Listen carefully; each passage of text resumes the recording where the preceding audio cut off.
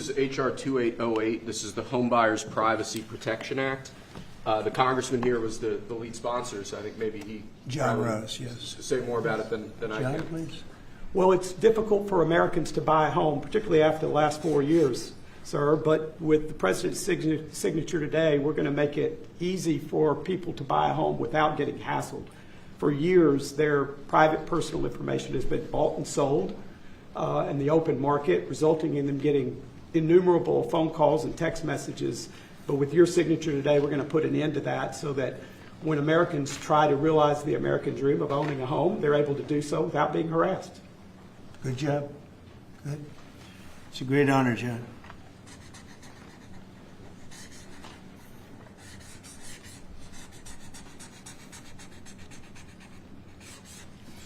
Okay, there it is. And that's going to help a lot of the homeowners of our great country. John, want to hold that? Sure. Thank you, John, very much. Thank you very much. Thank you very much. Okay, Will, you go ahead. And I'd like to leave you with this gift from a constituent back in Tennessee. Oh, I could use that at night. It's an American flag. That's very nice. I like that. Thank you, Mr. President. Thank you very much. That's very nice. Next, we have a number of executive orders for your attention, sir. Okay. From 1789 until 1947, our nation won some of its greatest military victories under the direction of a Secretary of War operating within a Department of War. Today, with this executive order, you will authorize the current Secretary of Defense and the current Department of Defense to once again embrace this great lineage and once again be named the Secretary of War and the Department of War. So this is something we thought long and hard about. We've been talking about it for months, Pete and I, and Dan. Dan came into the fold. By the way, a great general. He headed up the, I wouldn't call it an attack. I'd almost call that one maybe even more than an attack. What he did with Iran, you saw the success of that operation. It was perfect. In fact, this was sent to me by the great company that makes that particular B-2 bomber, and it was flawless. It was actually flawless. They flew for 37 hours back and forth, and there wasn't a bolt that was out of condition. There wasn't an engine failure. There was no problem. It was a perfect attack, and it knocked out any possible nuclear capability for Iran, which nobody wanted to see, and we weren't going to put up with. So great job, Dan. And we've been talking about this Department of War. So we won the First World War. We won the Second World War. We won everything before that and in between. And then we decided to go woke, and we changed the name to Department of Defense. So we're going Department of War. And I'd like to ask our Secretary of War to say a few words. Pete Hegseth. I think it's a much more appropriate name, especially in light of where the world is right now.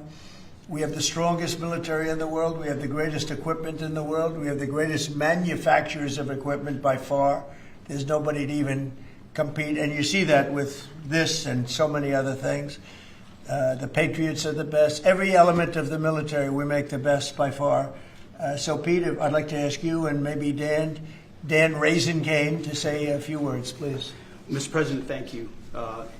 After winning a war for independence in 1789, George Washington established the War Department, and Henry Knox was his first Secretary of War. And this country won every major war after that, to include World War I and World War II. Total victory, Mr. President, as you said. Then 150 years after that, we changed the name after World War II from the Department of War to the Department of Defense in 1947.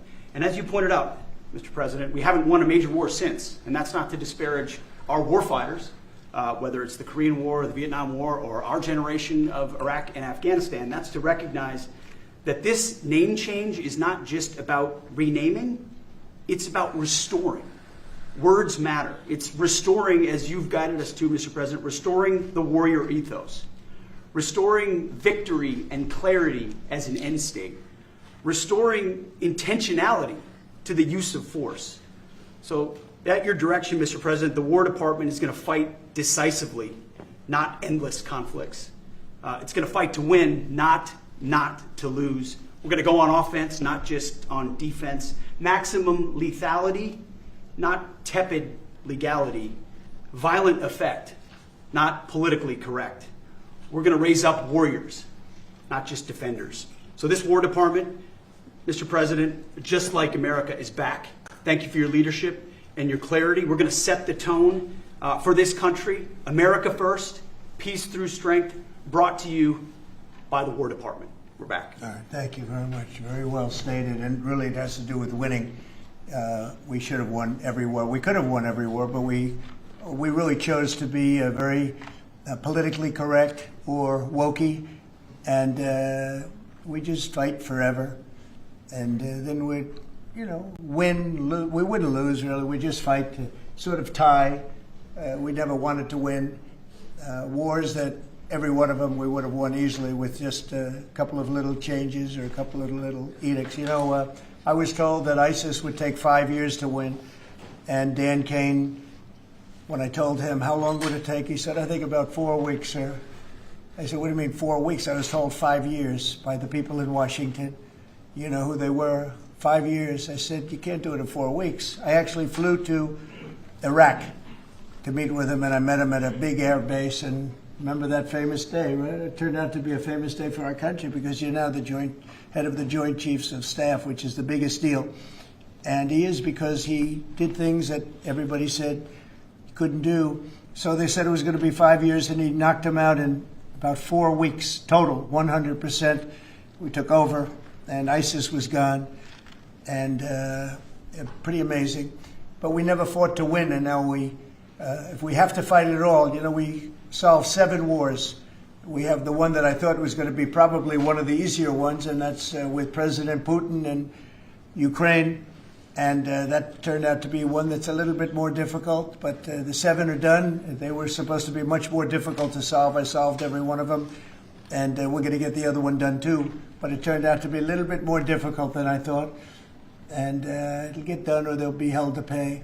But because they're losing 6 to 7, it used to be 5. I used to tell you 5. Now it's almost 7. I guess 7,000 people last week. 7,813 people, young soldiers, died. Russian and Ukrainian, not American soldiers. But it's a shame. And it's just, they're human lives, and I want to see it stop. But General Kane's done a fantastic job. And again, defeated ISIS, which they said would take a long time. And it didn't take a long time at all, and did other things that people said really couldn't happen. We have the greatest equipment in the world. We have the greatest soldiers in the world. Dan, say a few words, please. Yes, sir. Thank you, Mr. President. It's a true honor for me today to represent the incredible men and women of America's joint force. Today and every day, the 2.8 million service men and women stand ready to fulfill our sacred duty to protect America at home and abroad. As the President said, America's military is the single most powerful fighting force in the world. The mission you and the Secretary have given us is clear and unambiguous: to deliver peace through overwhelming strength. And I remind everyone that the U.S. military can reach any adversary at the time and place of our choosing. Service to this nation is an incredible gift, and we're grateful and honored every day to do so. Thank you, Mr. President. Well, thank you, and it's an honor to sign this. And we will do that right now.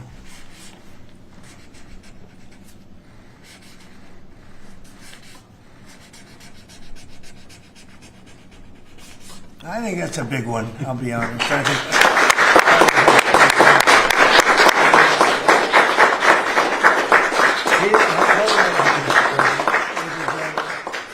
That's a big one. It's a big one, Mr. President. Do you have any questions on this subject? We're going to be discussing the G20 in a couple of minutes, but yes, please. Mr. President, what gave you the idea for this rebrand? And a question for you, the newly minted Secretary of War. What message does this send to our enemies, to our allies, to the American people? And again, what gave you the idea for this rebrand at this moment in history, sir? I think it sends a message of victory. I think it sends really a message of strength. We're very strong. We're much stronger than anyone would really understand. And again, you know, having the great equipment, we have just so much better. You look at all of the, just any of it, submarines as an example. We're 20 years ahead of anyone else. Nobody even compares. And I let a lot of this happen in my first term. You know, we totally rebuilt our military. And then, of course, you had that catastrophe in Afghanistan where they gave up a lot of the equipment, but a relatively small amount, but a lot.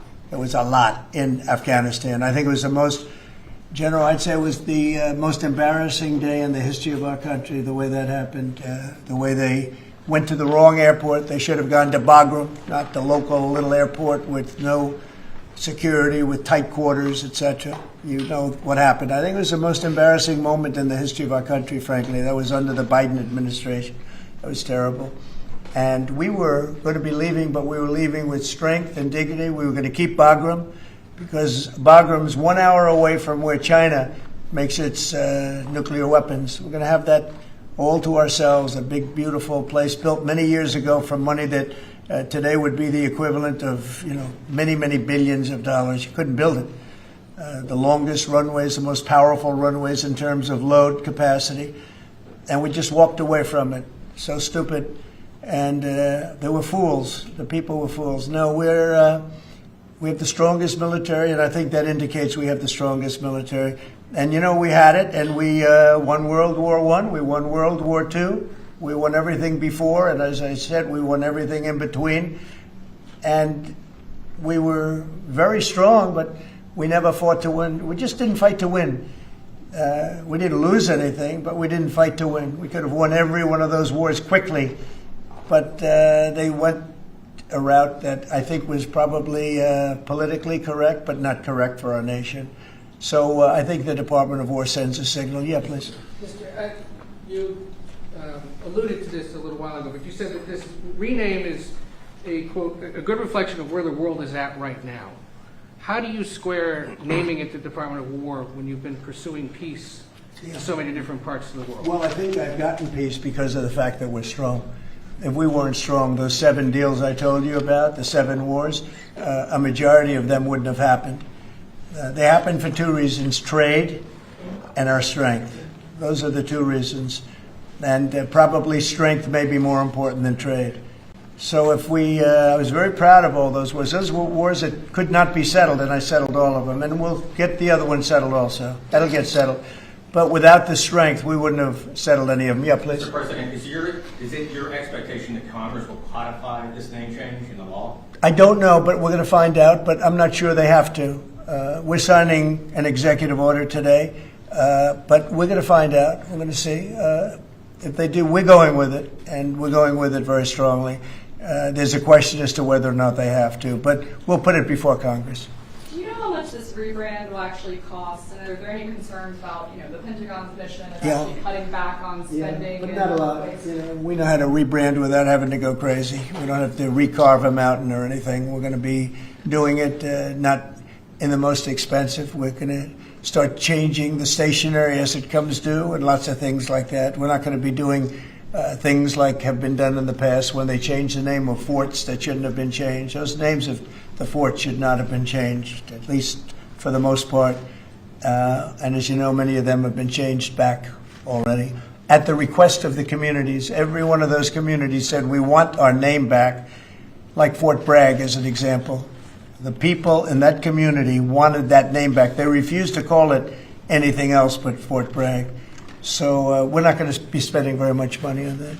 Yes, please. When you spoke with the Europeans and Zelensky earlier this week, did you preview this for them, and did you say what security guarantees they might be involved in? This is nothing to do with anybody but the United States of America, the people of America. This is who I talked to about changing a name. This is a very important change because it's an attitude, and we know how to win. We've been winning, and we're going to win like you've never seen. Wait till these factories start to open up that are being built all over the country. You're going to see things happen in this country that nobody expects. We have over $17 trillion in investment coming into the country. We never did anything even remotely close to that. No other country has either, by the way. So you're going to see things that are pretty amazing. But it's really about winning. And what about the security guarantees aspect of that with Ukraine, sir? Well, we'll work that out. We'll help them. Look, we want to save a lot of lives, so we'll do something with that. I think people expect that. We'll help them. Europe will be first in by far, and they want to be first, and they want to see it end. Europe wants to see it end, and it'll end. It'll end all of a sudden. It's going to come together. You watch. Yeah. Did you want something right? Right here. Yeah, behind you, please. Yes. Yes, sir. You haven't been shy about taking bold, decisive, offensive action to protect American values. Strikes in Iran, the strikes this past Tuesday on the positively ID'd Trinidad Aragua narco-terrorists. Is that going to be a critical function of the Department of War? It depends on the individual instance. You know, we don't want drugs coming in from Venezuela or anybody else or any place else, and we'll be tough on that. And we don't want human trafficking. We don't want to see people coming in where they open their prisons from all over the world and they dump their prisoners into our country, which is what they did in the Biden administration, where they took insane asylums and places that held people that were seriously mentally ill, mentally incompetent, mentally dangerous, and they dumped those people into our country, and we're trying to get them out now. What they've done, what the Democrats and Biden have done to this country will go down in infamy. What they have done to our country, and especially that, you know, they created the worst inflation we've ever had. That's nothing compared to what they did with the people in our country right now. And we're getting them out, and it's not easy when you have the liberal judges destroying our country. But we've won them all. We've won it all, ultimately won it all. Hard process. It should be easy, and we know who it is. We know exactly who we're looking for. We had 11,000 murderers dropped into our country. We've gotten a lot of them out. Or in some cases, they're so dangerous, we were afraid to get them out because they'd come back in.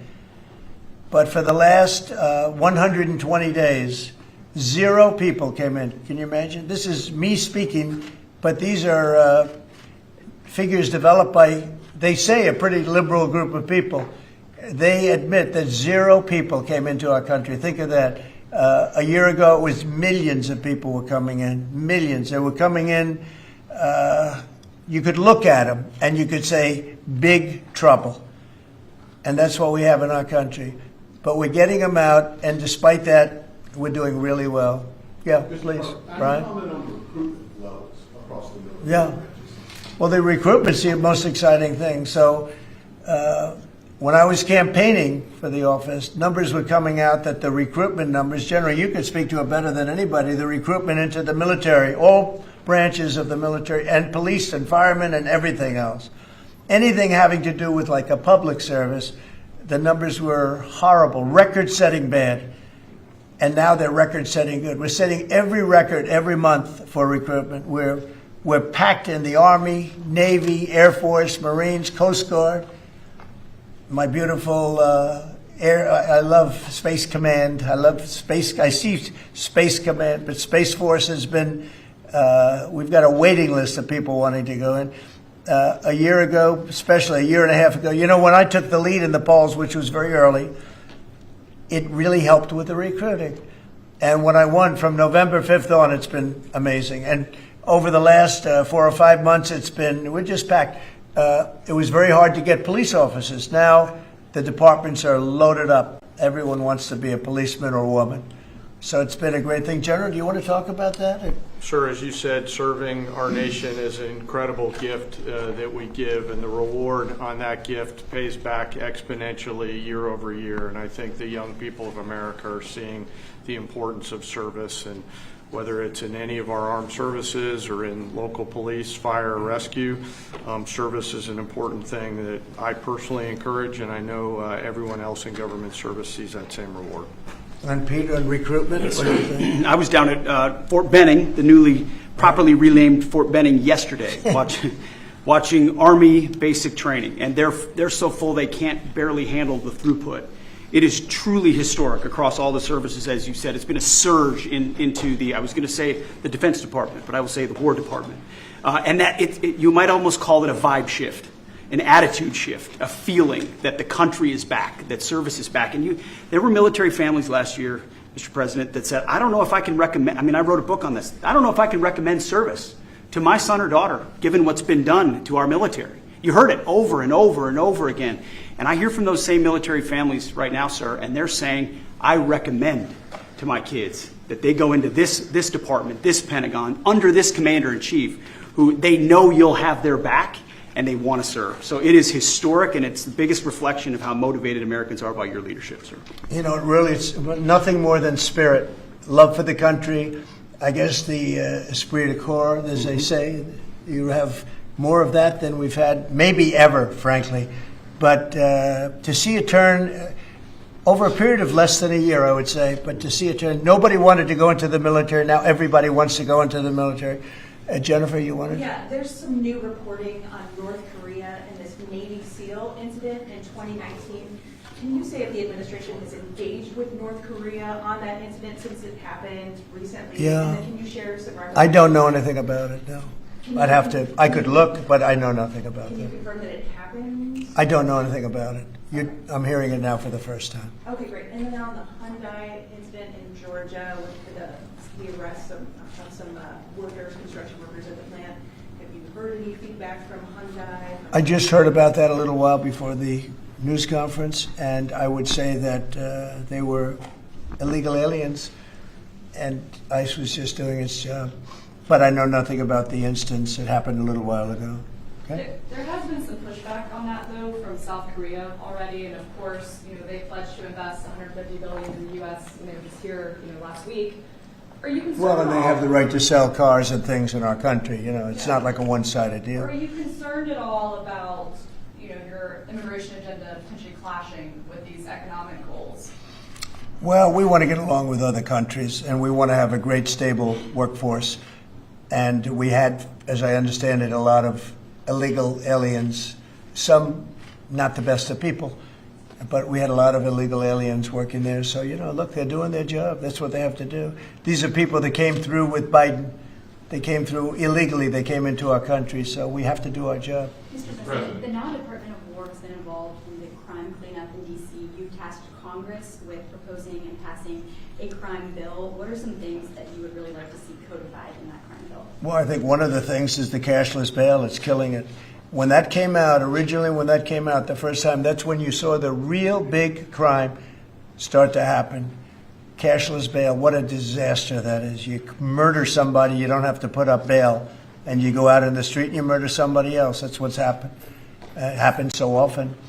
And that's one of the things. And other of the things you're reading about, it's a standard, but just a certain toughness. I have to say, one of the elements of fascination for people over the last period of time has been what's happened to D.C. So we've gone from one of the most dangerous cities in our country to what they call a safe city. It's a totally safe city. In fact, I set up dinner in Washington, D.C. next week. I wouldn't have done that, to be honest. I would have had an obligation not to do it before I came into office, or even at the very beginning when things were so corrupt and so dangerous out on the streets. So Washington, D.C. has had virtually no crime. We even have a mayor that's admitting to it, and she's a, liberal Democrat, in all fairness. She's a person that hasn't gotten exactly along with Republicans over the years. And she said she's never seen anything like it. So Washington, D.C. is a totally safe city. We have virtually no crime. It's gone from the most unsafe city in the United States, almost, just about, to one of the safest cities, maybe the safest city in the United States. That's a tremendous compliment to our military, what we did. The National Guard's done a fantastic job. Yeah, please. Mr. President, can I ask about Florida real quick? Florida House Speaker Daniel Perez was at the White House yesterday as part of a leadership summit. Yes. And I understand you met with him separately. Mr. President, what did you talk about? And also, did you explore him running for Florida Attorney General? I didn't. We didn't talk about that, but he's done a fantastic job. He's respected all over the country, really. He's a leader, and he's done just a fantastic job. We didn't discuss anything having to do with his future. I'm sure he'd be very good at that. My second question, Alligator Alcatraz, sticking with Florida, a major ruling appeals court blocked the federal judge in order to close it, and it can remain open for now. Your reaction? I think they've done a fantastic job in building it, the governor and everybody else that's been involved. It's an incredible facility. It's housing people for usually a very short period of time before they get brought back to their countries. As you know, we focus on criminals before we focus on anybody else, and we're taking thousands and thousands of criminals out every month out of our country, some of them murderers. And I think Florida's done a great job by building it, and whether it's Alligator, Alcatraz, or anything else you want to call it, I was there. I visited with the governor, with other people. I guess Nikki was there. Tom Homan's been there a lot.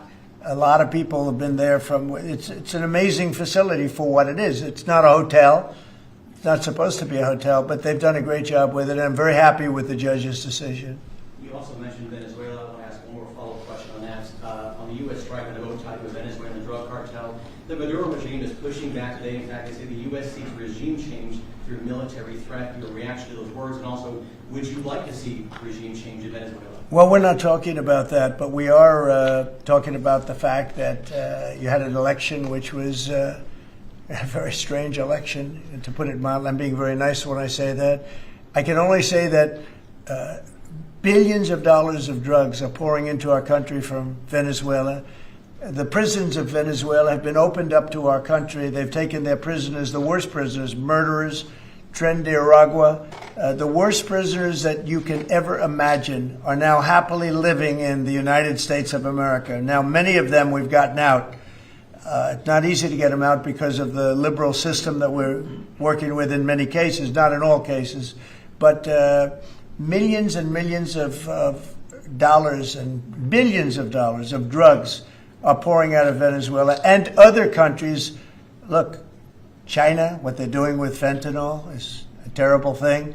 It comes through Canada and it comes through Mexico, but a lot of it's coming through Venezuela. Venezuela's been a very bad actor, and we understand that. And when you look at that boat, you see the bags of whatever it is there. Those bags you know what those bags represent? Hundreds of thousands of dead people in the United States. That's what they represent. Yeah, please. Mr. President, your reaction to the jobs report this morning?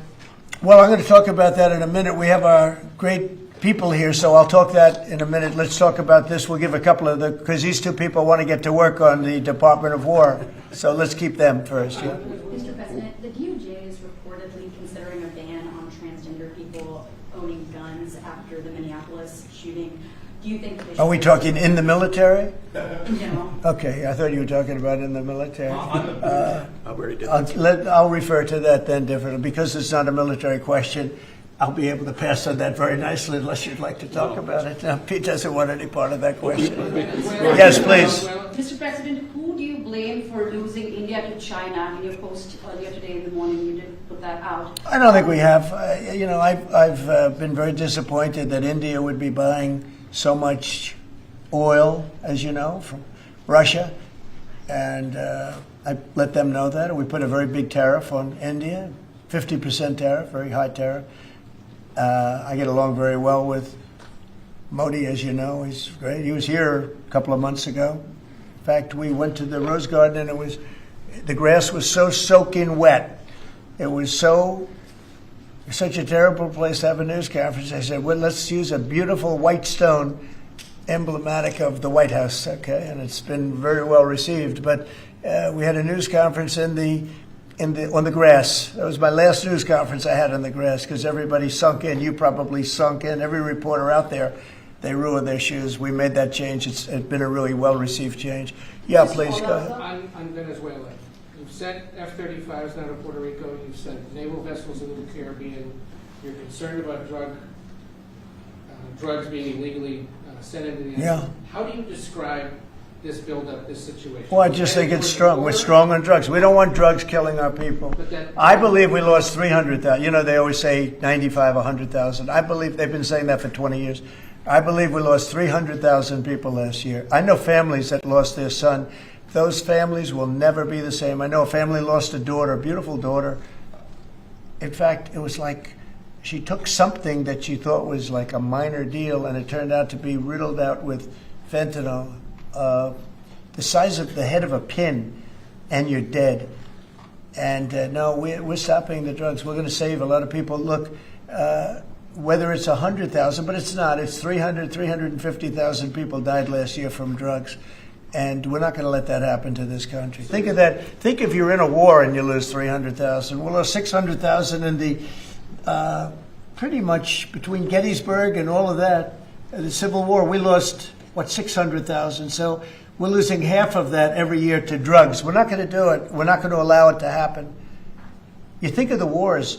If we lost 600,000 people in a war, but we lose that every 2 years, more than that. So it's 300 to 350,000 people.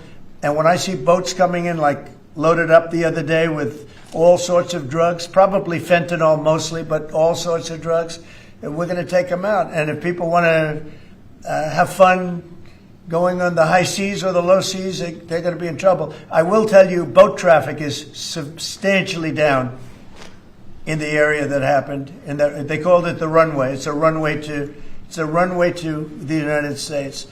And boat traffic is very substantially down on the runway. You can imagine why. I think anybody that saw that is going to say, I'll take a pass.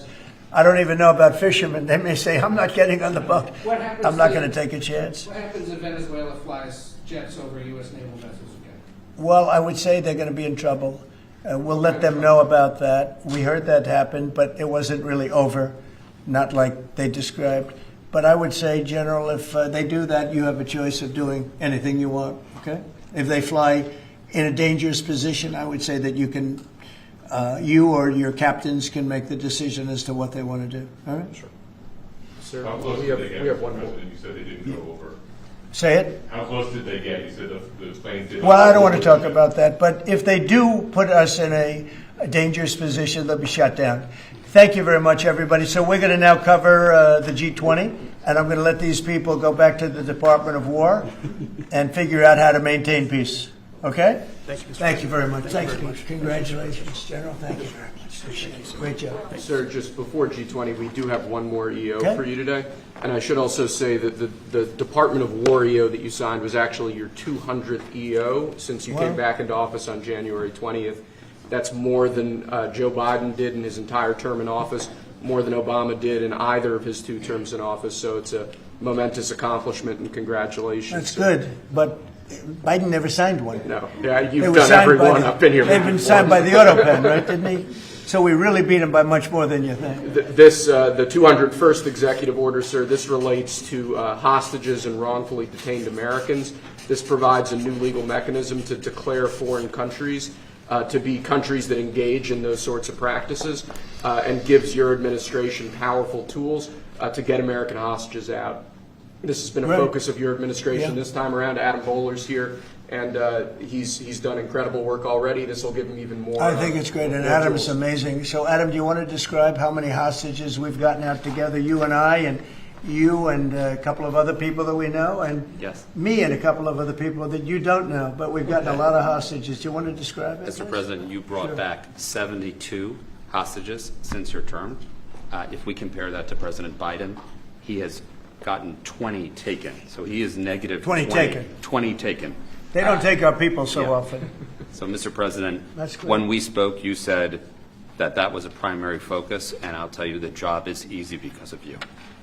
And we paid nothing, too. We pay nothing. We They don't pay exchange. $6 billion. They always Yeah. paid $6 billion for 5 people. $6 billion.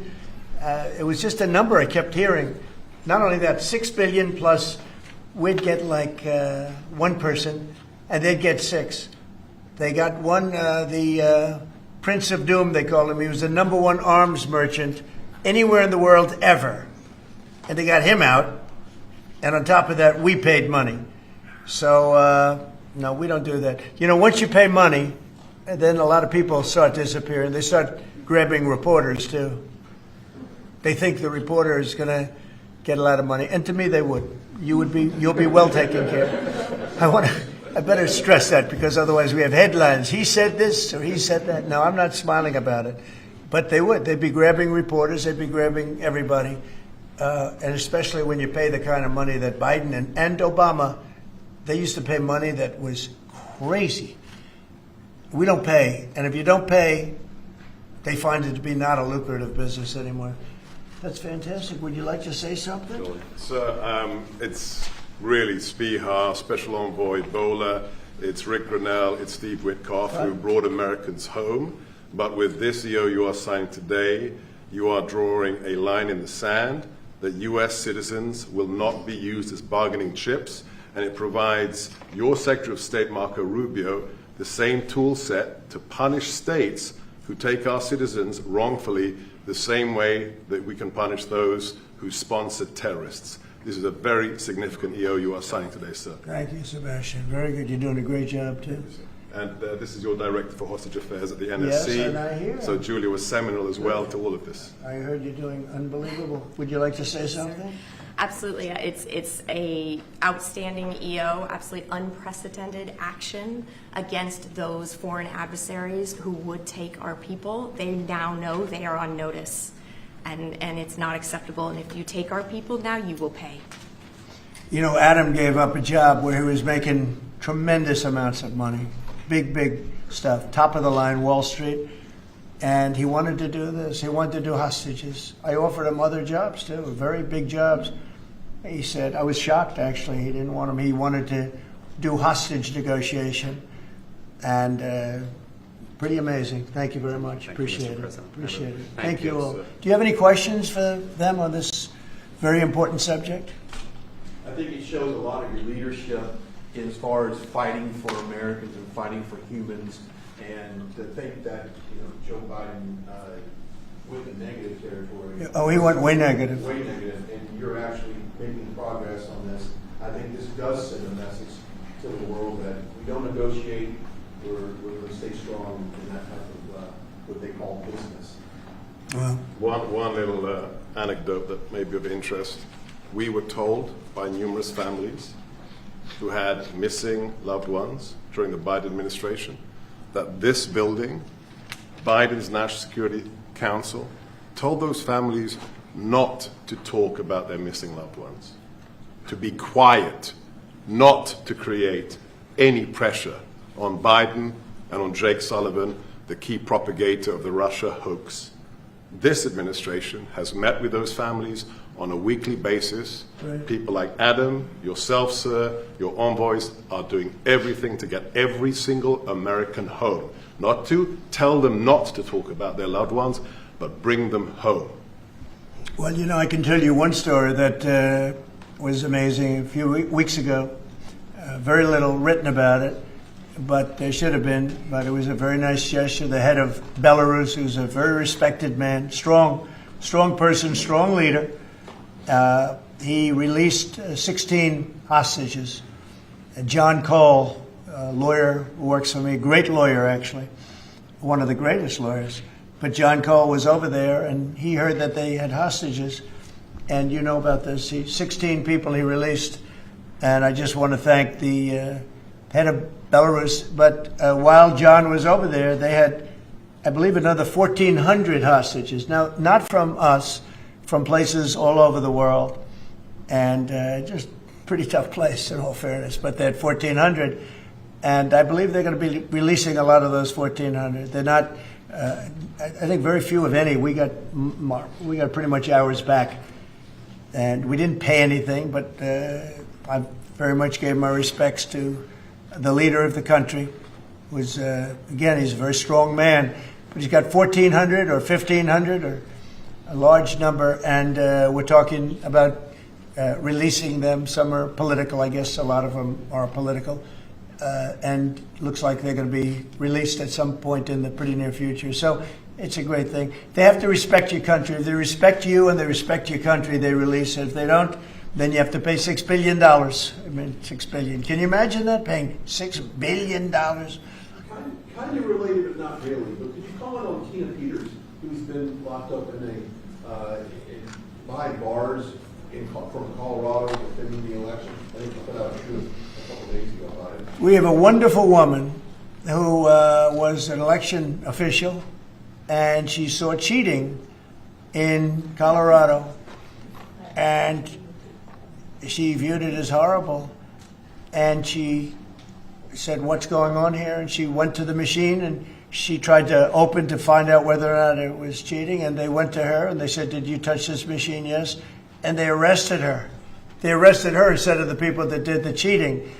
It's a state charge, so it's hard to do anything with. But we're gonna do something. What they did in Colorado. Look, Colorado just went to all mail-in voting. That means they cheat. That's why they lost. That's one of the reasons, but that's a big reason why they just lost the whole Space Command situation that is going to Alabama. But when you have mail-in voting, you have nothing but cheating. But this woman is a real patriot, and they put her in jail for a long time. She's 72 years old, 73 years old, and she wanted to find out. She didn't do anything. She touched the machine. She looked at the machine. She's trying to find out what was going on. And they went and arrested her for doing that. And it was supposed to be the other way around. I'm glad you brought that up. They should let her go. Let her out. Thank you. Yeah, please. This isn't really a subject that's talked a lot about, Mr. President, but what about your team's strategy has made them so effective getting a record amount of these hostages, many of whom have been forgotten about home? I think they respect us. I think they respect us. They know we're not going to pay. Adam is a great negotiator. Steve Witkoff is a great negotiator. Seb is a great negotiator. They're all smart people. They're a little bit natural negotiators. Some people aren't good negotiators. Nothing you can do about it. And they're afraid of you, sir. Yes. Yeah, well, maybe. I don't know. I hope so, or whatever. We have the best I'd like to say respect, but whatever it takes. Yeah. I actually say whatever it takes. But we've gotten a lot of people out, and we'll continue. We don't have too many in. How many are you working on right now? There's not a lot left. We got most of our people out. We got them mostly back. Mr. President, do you have an update on the negotiations to release the rest of the hostages in Gaza? We're in very deep negotiation with Hamas. We said, let them all out right now, let them all out, and much better things will happen for them. But if you don't let them all out, it's going to be a tough situation. It's going to be nasty. That's my opinion. Israel's choice, but that's my opinion. They got to let them out. You got 20 plus you have about 38 dead people. Young, beautiful, dead people. And I'll tell you, the parents want them every bit as much, almost more, than as if their son or daughter were alive. But you have many dead people that are coming out as part of the deal. It's 20 people, but I think of the 20, there could be some that have recently died, is what I'm hearing. I hope that's wrong.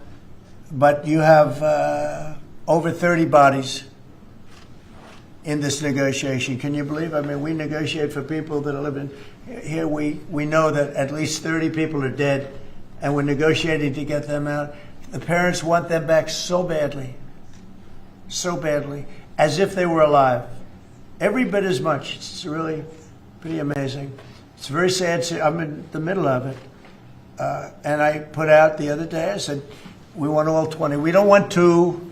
I was the one with myself and my people, Steve Witkoff, and Jared Kushner was great on this.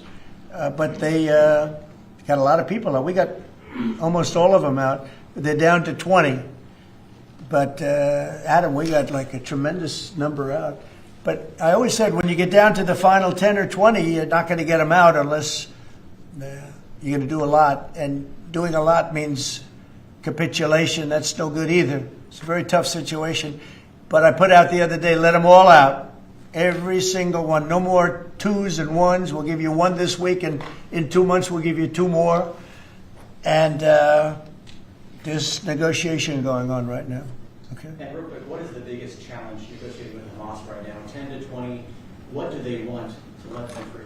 Well, they're asking for some things that are fine. Look, you have to understand, you have to remember October 7th. People forget October 7th. It's not an easy thing to forget, right? But people forget, or they maybe purposely forget October 7th. So, you have to put that into the equation very strongly. It's amazing. Some people even deny it. They deny it. They're crazy. But I've seen tape that's as violent as anything that you can imagine. Many of you have seen those same tapes. So you have to put that into the equation too. So it's not an easy situation. It's a tough one. But there are 20 people, maybe a little less, but there are 20 people that we want out. We want the bodies of these parents. They are I've never seen anything like it. The level of love that they have, they want their children back. And you know, I see demonstrations, big demonstrations in Israel about the hostages, not about the war, about the hostages, which puts Israel in a tough position because, you know, it's tough to prosecute a war when you have people they want the 20 people back. They just want them back very badly and everything that goes with it. So it's very sad. Thank you very much. We're going to talk now about the G20. I figured we could wrap 2 or 3 up. The last time I took a day off, everybody said bad things happened to me. You know that, Seb? I took 1 day off. I didn't take it off. I was working. In fact, I was here. But I didn't do a news conference, and they said bad things happened to the president. That's why they're fake news, Mr. President. It's fake news. You know, if you look, Biden, he had a press conference. He missed it for about a year, right? About a year.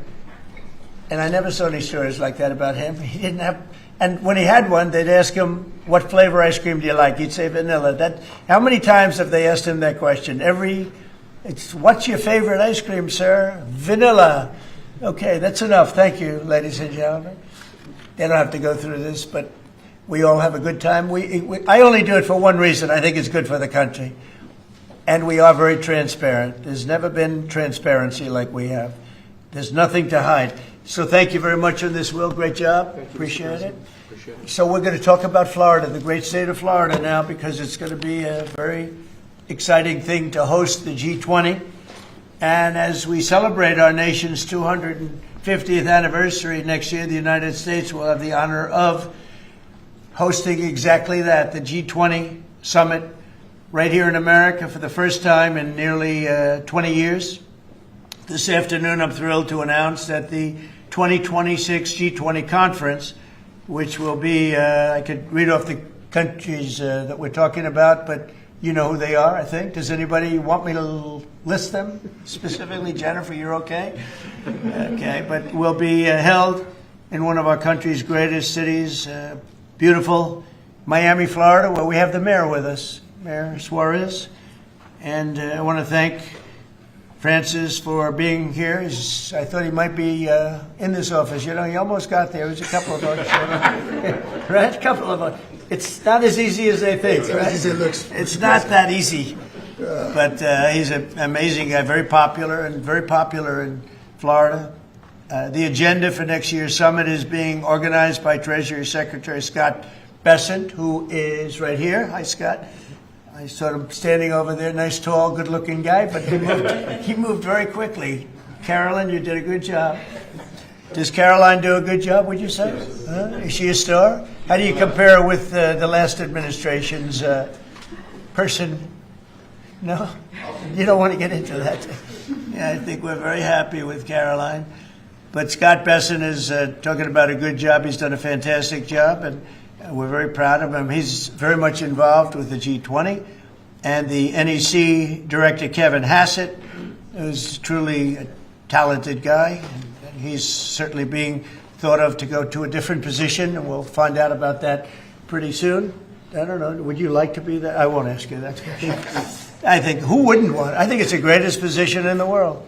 You know, you come out, you make a speech, and then you go away for 30 days or 40 days, and you come out, make another speech. The market goes up or down depending on what you want to say. I've never seen an easier position than that. Unfortunately, you need good instincts, so we have somebody in there now that doesn't have them. We call them too late.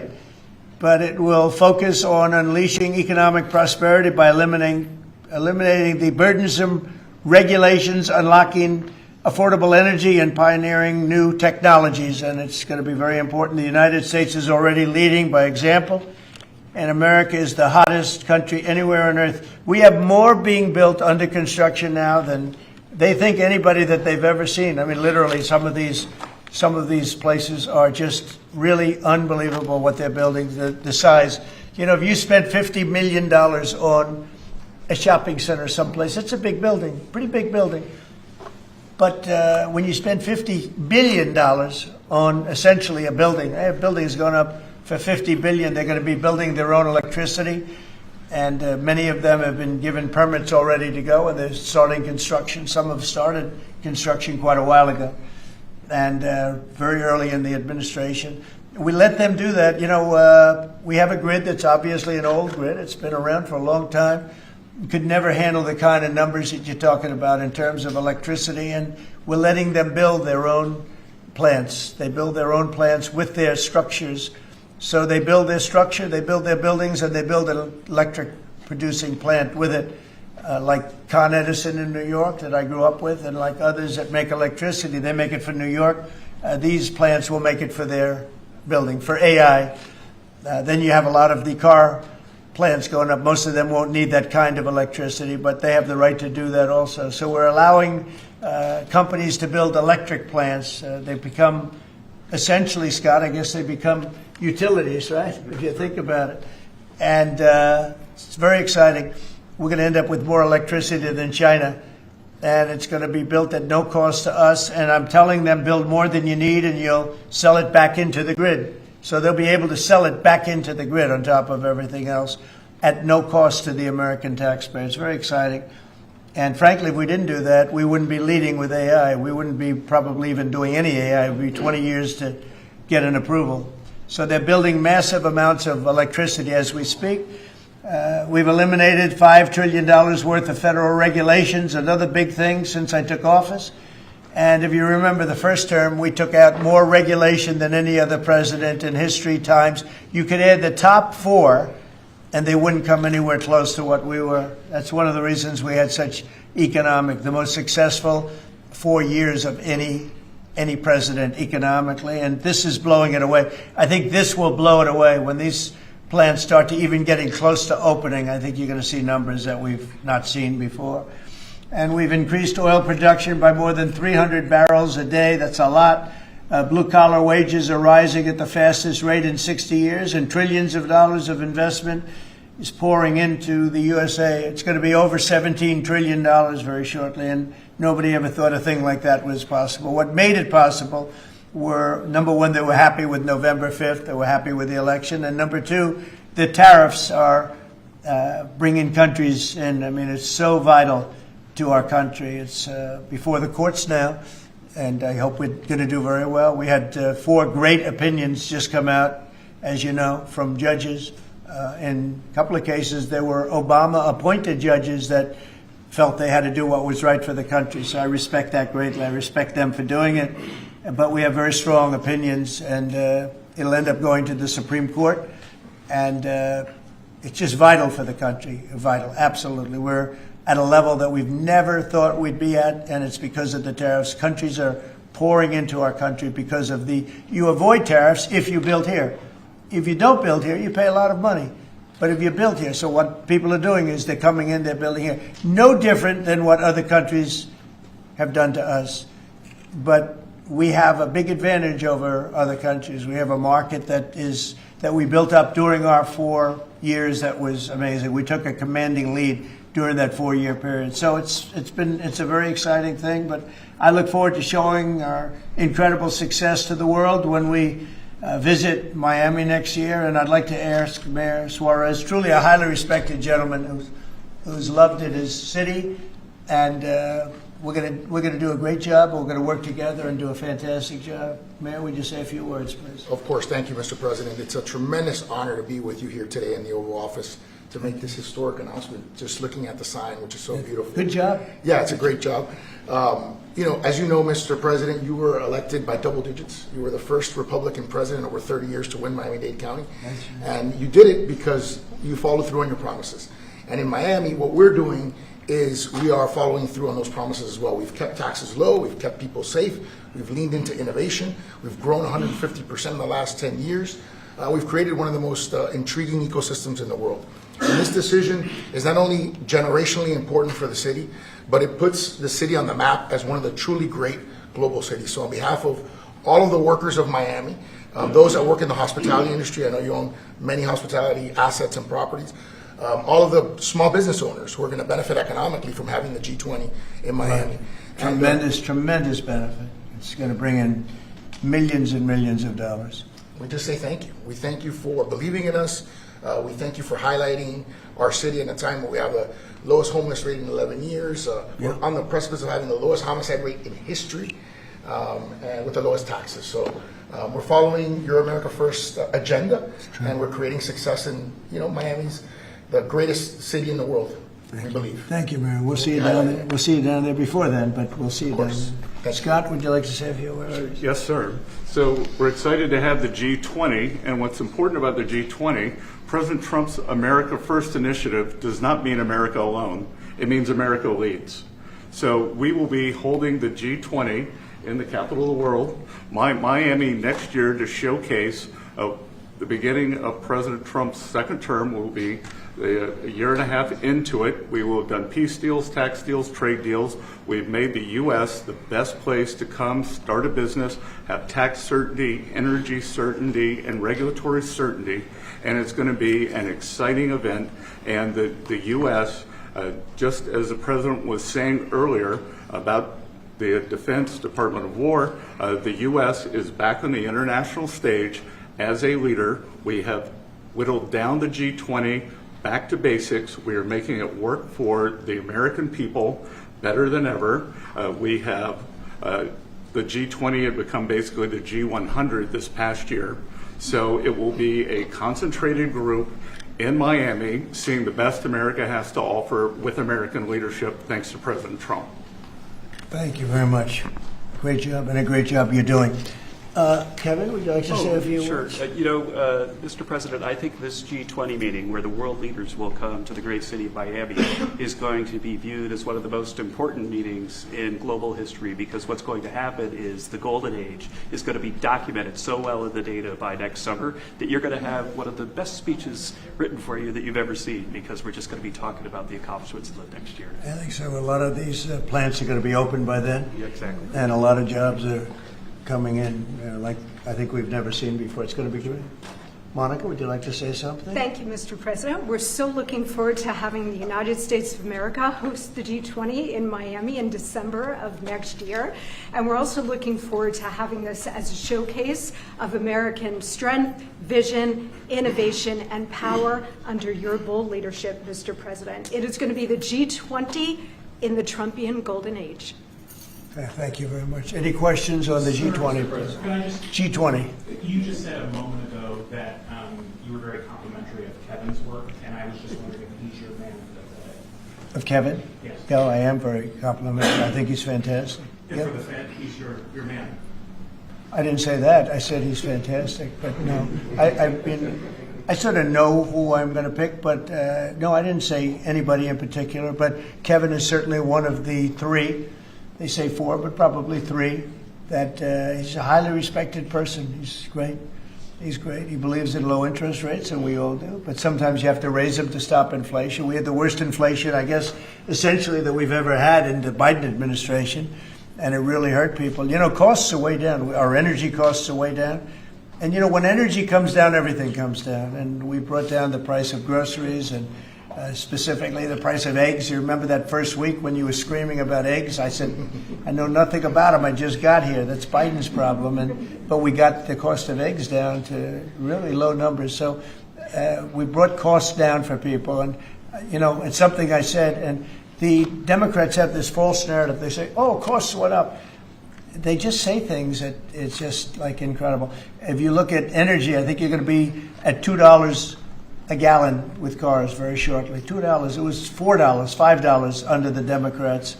It's like a massive tax cut. And speaking of tax cuts, we gave you the largest tax cut in history in the bill that we just approved. The largest tax cut in history. And there'll be no tax on tips, no tax on Social Security, no tax on overtime. One of the big things you get is you buy a car and you borrow money to buy the car. You're allowed to deduct your interest, which, Scott, has never happened before. Rich people like to talk about deductions. Middle income, they never gave them deductions. I got them one of the best deductions, an interest deduction. So it's great. Jennifer, please. Yeah, a couple questions on the G20, sir. Is there any update on your plans to attend this year's G20? And then are you saying for next year? I won't be going this year. It's in South Africa. I won't be going. JD will be going, great vice president, and he looks forward to it. But no, I won't be going to that. And then on the guest for 2026, are you saying it'll just be exclusively the 19 countries and the 2 blocks? There won't be any? No, we're going to invite other countries, as observers. They call them observers, but they'll have something to say. But we're going to invite Poland. Already I've issued them an invitation.